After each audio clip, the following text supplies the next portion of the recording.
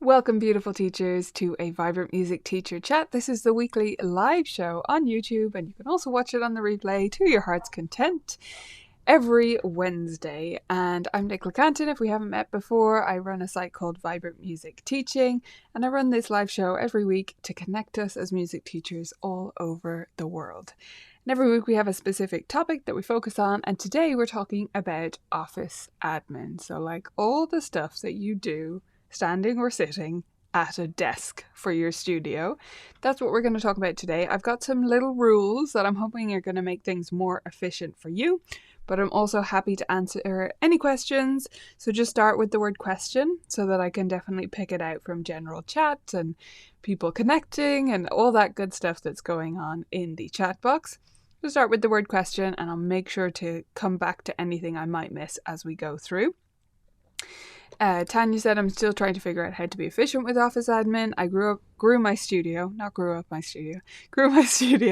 last year, and I'm still trying to catch up in that area. Yeah, we definitely need, well, I would say most systems work just as well for a small studio, but we get away with more when we're still a small studio, and when it grows to a certain point, you can't get away with it anymore. So best to set things up right, even if you only have 2 students. That's kind of the way I view it. So let me get into my rules, and you can let me know whether you agree or disagree with me and any other questions you may have about office admin.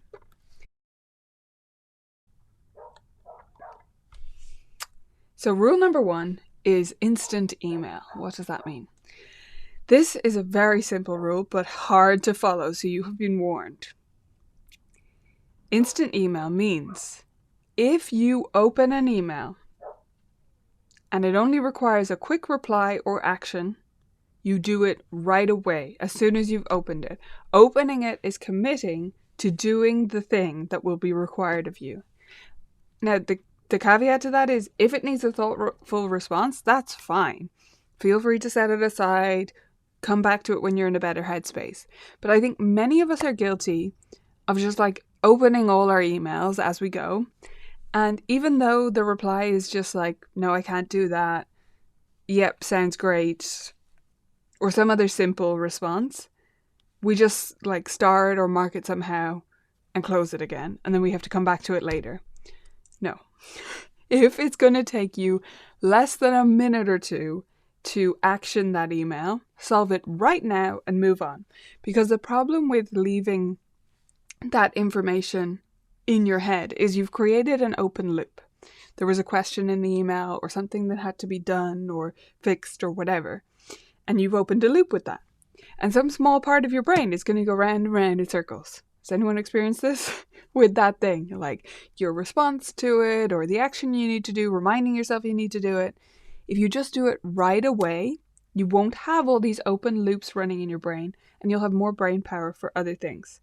So if you open an email, you have to deal with it right now, unless it truly requires a more thoughtful action or response that's going to take more than 2 minutes.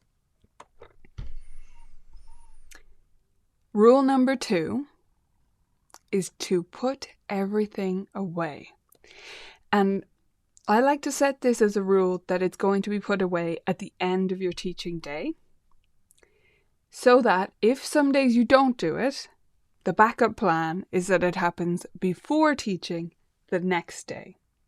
But aim to do it just as you wrap up your teaching. It'll honestly help you to switch off, to switch gears from teaching life to home life, especially if you like work from home and everything is kind of intertwined. If you just have a little ritual with yourself where you put everything away at the end of every teaching day, it will save so much of your sanity. And again, it will close all those open loops. So like that mess, that's like an open loop. Now, if you have a studio that you share with like your living room space, you probably don't have the luxury to leave it anyway. But I know many of us who have a separate teaching room who are lucky enough to have that. It's tempting. We get to the end of the teaching day and we just want to go make dinner. And so we close the door and try and forget about the situation. But we don't really forget about it. So we'd be much better putting everything away. And as I said, if we haven't, then we come a little bit early the next day and we sort it all out. What we don't let happen is that big pile of books that starts stacking up on top of pianos. Yes, we've all had teachers who let that happen. Maybe you've been a teacher who lets that happen. Let's not, okay? Let's just put them away. Rule number 3 then is to create templates. And it's to create templates as you go. So this particularly applies to email, but it could also be for text or anything else that you're doing in your studio. What I don't want you to try and do, you can do this if you want, but it's pretty intense, is to sit down and create templates for all sorts of situations in one go. Now you can take that on as like a spring break project or whatever, that's fine. But what I think is much more manageable for most teachers is to create them as you go. So you open an email and a parent is asking a question or bringing up a comment that you know someone else might ask in the future or has asked already. So compose your response to this parent, copy it, put it in a Google Doc, and keep all of these responses in that Google Doc with a title that describes the situation. So the heading in that Google Doc is something like student going to be late for a lesson, or forgot their books, or can't make the recital after all, needs to switch their time. All those sorts of situations that come up again and again. Is asking about home keyboards, for their home, upgrading their home instrument, benches, all those things, but just do them as they come up. Parent emails you, you think, this might come up again. You're going to respond to them anyway. So it's just like 30 seconds extra to copy that and put it in a Google Doc that the title of it, you can use a Word doc if you want, if you prefer, that it doesn't matter what kind of file it is. I like Google Docs because it can open on all the different devices. But anyway, you have that Google Doc and it's saved in your bookmarks bar in your browser and it's just called templates. And then you put a little heading, like you change it from where it says normal text, and then what does it say? Heading 1, heading 2. Just choose one of those. The reason you choose one of those, by the way, is because then when you build up this template doc and you've loads of stuff in there, you can turn on the outline view. So that's where you see all the headings down the side and you can easily skip around it. So it's really handy. Okay, so create templates as you go. Next one is automatic invoices. If you haven't gotten on this, oh my gosh, please do.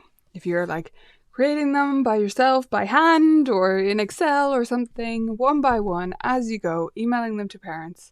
Even if you're using a more invoicing software situation, but you're having to email them as you go, please stop. I go into my bookkeeping software every August before our new term starts in September, and I create correct recurring invoices for everyone. If a student leaves mid-year, all I need to do is go in and cancel that so they won't get another one. If I need to alter something about their lesson, that's fine. But it's all already set up, and most students just don't change all year, right?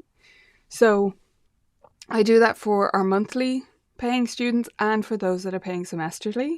I just create a recurring invoice so that it's automatically going out in January, which is the middle of our year again. Rachel asked what invoicing software I use.